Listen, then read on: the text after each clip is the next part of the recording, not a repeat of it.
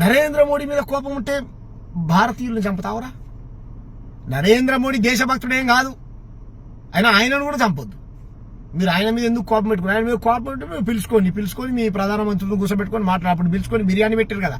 మీ ఇమ్రాన్ ఖాన్ బిర్యానీ పెట్టగానే తిన్న 2 నెలలకో 3 నెలలకో భారత జవాన్లు మన పుల్వామాలో 43 మంది జవాన్లు చనిపోయారు.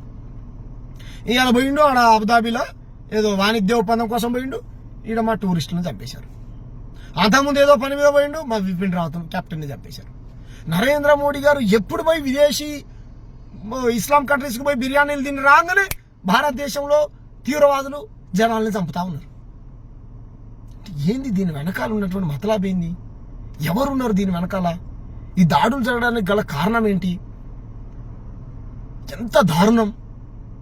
ఆమె ప్లీజ్ మా భర్తను వదిలిపెట్టండి, వీలైతే నన్ను చంపండి అని చెప్తే, లేదు మీ ప్రధానమంత్రికి వెళ్ళి చెప్పు,